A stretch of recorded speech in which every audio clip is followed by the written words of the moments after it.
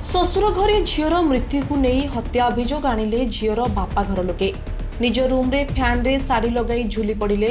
ପୂର୍ବରୁ ଝିଅକୁ ଯୌତୁକ ଓ ମାନସିକ ନିର୍ଯାତନା ଦେଉଥିଲେ ବୋଲି ଉମରକୋଟ ଥାନାରେ ଅଭିଯୋଗ କରିଛନ୍ତି ବାପା। ଅଭିଯୋଗକୁ ଆଧାର କରି ମୃତ ଝିଅର ସ୍ୱାମୀକୁ ଥାନାରେ ଅଟକ ରଖିଛି ପୋଲିସ। ଏଭଳି ଘଟଣା ଦେଖିବାକୁ ମିଳିଛି ନବରଙ୍ଗପୁର ଜିଲ୍ଲା ଉମରକୋଟ ଡିଏନ୍କେଠାରେ। ସୂଚନା ଅନୁସାରେ 1.5 ବର୍ଷ ପୂର୍ବରୁ ଉମରକୋଟ ସ୍ଥିତ ଡିଏନ୍କେର କାବୁଲ ଚାନ୍ଦଙ୍କ ସାନ ପୁଅ ସହ ରାଇଘର ବ୍ଲକ ଅନ୍ତର୍ଗତ ଛତାବେଡ଼ା ଗ୍ରାମର ପ୍ରଭାସ ମିସ୍ତ୍ରୀଙ୍କ ଝିଅ ଅଞ୍ଜନା ସହ ବିବାହ ହୋଇଥିଲା। ଅଞ୍ଜନା ପେଶାରେ ଶିକ୍ଷୟିତ୍ରୀ ଭାବେ କାର୍ଯ୍ୟରତ ଥିଲେ। ବାହା ହେବା 10 ଦିନ ପରଠୁ ପୁଅର ପରିବାର ଲୋକେ ଝିଅକୁ ଯୌତୁକ ନିମନ୍ତେ ମାନସିକ ନିର୍ଯାତନା ଦେଉଥିବା ଝିଅ ନିଜ ପରିବାର ଲୋକଙ୍କୁ ଜଣାଇଥିଲେ, କିନ୍ତୁ ଝିଅ ଏହାକୁ ସହ୍ୟ କରି ଆସୁଥିଲେ। ଯୌତୁକ ଘଟଣାକୁ ନେଇ ଶ୍ୱଶୁର ଘର ଲୋକେ ନିର୍ଯାତନା ଦେଉଛନ୍ତି ଓ ମୋତେ ଜୀବନରୁ ମାରିଦେବେ ବୋଲି କହି ଗତକାଲି ରାତିରେ ଝିଅ ନିଜ ଦାଦାଙ୍କୁ ଘଟଣା ସମ୍ପର୍କରେ ଜଣାଇଥିଲେ। ଘଟଣାର ସମାଧାନ ହୋଇଥାନ୍ତା, କିନ୍ତୁ ଝିଅ ସକାଳ 8 ଘଣ୍ଟିକା ସମୟରେ ନିଜ ରୁମ୍ରେ ଥିବା ଫ୍ୟାନ୍ରେ ଶାଢ଼ୀ ସାହାଯ୍ୟରେ ଆତ୍ମହତ୍ୟା କରିଛି କହି ଆମକୁ ଖବର ଦେଲେ ପରିବାର ଲୋକେ। ଆମ ଝିଅ ଆତ୍ମହତ୍ୟା କରିନାହାନ୍ତି, ମିଶିକି ତାଙ୍କ ପରିବାର ନିର୍ଯାତନା ଦେଇ ହତ୍ୟା କରିଛନ୍ତି ବୋଲି ଅଭିଯୋଗ କରିଛନ୍ତି ମୃତ ଝିଅର ବାପା। ଗତ 15/7/2024 ତାରିଖ ଦିନ ମୁଁ ଉମରକୋଟ ଡିଏନ୍କେ ସ୍ଥିତ କାବୁଲ ଚାନ୍ଦଙ୍କ ପୁଅ ଅନୁପମ ଚାନ୍ଦଙ୍କୁ ବିବାହ ଦେଇଥିଲି। ଘଟଣା ଏବେ ମଝିରେ ମଝିରେ ସେମାନେ ଯୌତୁକ ପାଇଁ କହୁଥିଲେ। ଗୋଟେ କାର୍ ଦେଇନଥିଲି ବୋଲି ସେମାନେ ବାରମ୍ବାର କହୁଥିଲେ କାର୍ ଦିଆଯାଉ ବୋଲି। ତେଣୁ ସେମାନେ ମାନସିକ ନିର୍ଯାତନା ଦେଉଥିଲେ। ଆଉ 15 ଦିନ ତଳେ ଗଣ୍ଡଗୋଳ ବହୁତ ମାରାତ୍ମକ ଆକାର ଧାରଣ କରିଥିଲା। ସେମାନେ ସମସ୍ତେ ମୋ ଝିଅକୁ ଟର୍ଚରିଂ କରିଥିଲେ ଏବଂ ସେଥିପାଇଁ ମୁଁ କହିଥିଲି ବି ଯେ ଝିଅକୁ ନେଇଯିବି ଘରେ, କିନ୍ତୁ ଝିଅ କହିଲା ନାହିଁ ମୁଁ ଯିବିନି, ଏଇଠି ମୁଁ ରହେ।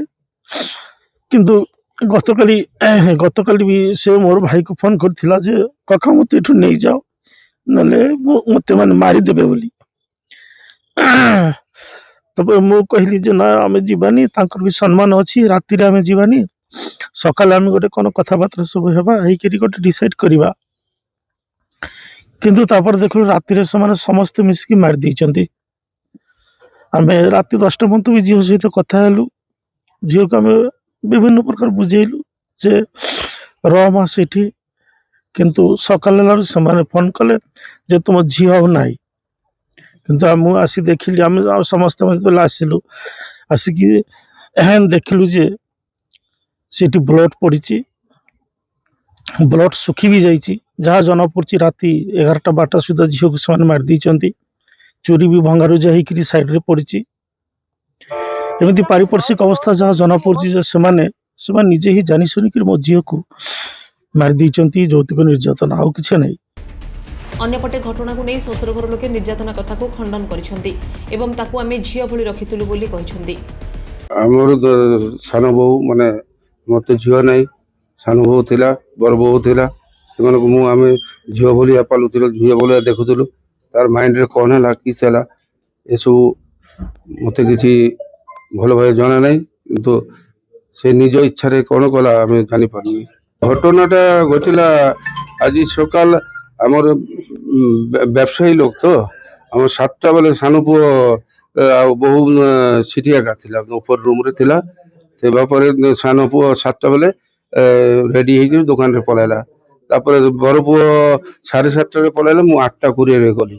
ଗଲା ପରେ କ'ଣ ହେଲା, ମୋର ବଡ଼ ବୋହୂ ତାକୁ ଫୋନ କଲା, ତଲଠୁ ଫୋନ କଲା ଯେ କୋଉଠି ଅଛ ବୋଲି ଫୋନ କରୁଥିଲା, କିନ୍ତୁ ସେ ସୁଇଚ୍ ଅଫ୍ ଥିଲା ଫୋନରେ। ତାପରେ ସେ ଉପରକୁ ଗଲା, ଉପରକୁ ଯାଇକରି ଦରବାଜାକୁ ବାଡ଼େଇଲା, କୌଣସି ଆୱାଜ ଦେଲା ନାହିଁ। ତାପରେ କ'ଣ ହେଲା, ମୋର ବଡ଼ ବୋହୂ ଫୋନ କଲା, ଏମିତି ବ୍ୟାପାର। ସେ ଭିତରୁ କିଛି ଆୱାଜ ଆସୁନି, କିଛି ଫୋନ ମଧ୍ୟ ରିସିଭ୍ କରୁନାହାନ୍ତି, ତୁମେ ଟିକେ ଜଲ୍ଦି ଆସ। ସେ ସେତେବେଳେ ଦୌଡ଼ିକରି ବଡ଼ ପୁଅ ପଳାଇ ଆସିଲା। ପଳାଇ ଆସିକରି ଯେତେବେଳେ ଦରବାଜାକୁ ଆୱାଜ ଦେଲା, ସେ ବହୁତ ଥର ବାଡ଼େଇଲା, କିଛି ଆୱାଜ ଆସିଲା ନାହିଁ। ତାପରେ ସେ ନିଜେ ଧକ୍କା ମାରିକରି ସେ ଦରବାଜାକୁ ଖୋଲିଦେଲା ପରେ ଦେଖୁଛି ସେ ହେଇକିରି ଅଛି, ହ୍ୟାଙ୍ଗିଂ ହେଇକିରି ଅଛି।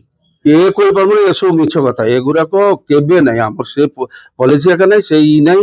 ଆମେ ସବୁ ମିଛ କଥା। ତ କି ମିଛ ବୋଲେ ଆମେ କାହିଁକି ତା ପାଖରୁ କାର ମାଗିବୁ? ଆମ ପାଖରେ କାର ନାହିଁ କି? ଆମ ପାଖରେ କାର ଅଛି, ଗାଡ଼ି ଅଛି, ସବୁ ଅଛି। ଆମେ ତାକୁ କାହିଁକି ମାଗୁ? ଆମେ ତାକୁ ଝିଅ ଭଳିଆ ପାଲୁଥିଲୁ। ଝିଅ ବାଲି ଦେଖୁଥିଲୁ କିନ୍ତୁ ତାର କି ମାଇଣ୍ଡରେ କ'ଣ ଅଛି ନ ଅଛି ମତେ ସେ ବ୍ୟାପାରରେ କିଛି ଇ ନାହିଁ। ତାର ବାପା ମା ସଙ୍ଗେ କଥା ହଉଥିଲା ଇଏ ହଉଥିଲା କ'ଣ ତାଙ୍କ ଭିତରେ ଗଣ୍ଡଗୋଳ ଅଛି ଆମକୁ କିଛି ଜଣା ନାହିଁ। ବହୁତ ଭଲ ସେ ଯେତିକି ମାନେ ଆମକୁ ଭଲ ପାଉନଥିଲା ତାଠୁ ଡବଲ ତାକୁ ଭଲ ପାଉଥିଲା। ତାର ସଙ୍ଗେ ଏକା ସଦାବେଳେ ସେଇ ଇ ହେଇକିରି ଥିବ। କେବେ ଆମକୁ ମଧ୍ୟ କେବେ କହିନି ମା ଏମିତି ଗୋଟେ କହିଛି ବାପା ଏମିତି ଗୋଟେ କହିଛି, କେବେ ନାହିଁ। ଆମର ପୁଅ ସେମିତି ଟାଇପର ନାହିଁ। ସମୁଦି ଘର ଲୋକ ଅଭିଯୋଗ କରୁଛନ୍ତି ଯେ ଆପଣ ବୋଉକୁ ନିର୍ଯାତନା ଦେଉଥିଲେ ବୋଲି। କେବେ ନୁହେଁ। ପୁଅ ଓ ବୋହୂ ଭିତରେ ସମ୍ପର୍କ ଭଲ ଥିଲା କିନ୍ତୁ କେଉଁ କାରଣ ପାଇଁ ଆତ୍ମହତ୍ୟା କରିଛି ଆମେ ଜାଣିନାହୁଁ ବୋଲି କହିଛନ୍ତି ମୃତ ଝିଅର ଶ୍ୱଶୁର। ଘଟଣାକୁ ନେଇ ପୋଲିସ ପକ୍ଷରୁ କୌଣସି ପ୍ରତିକ୍ରିୟା ମିଳିପାରିନି।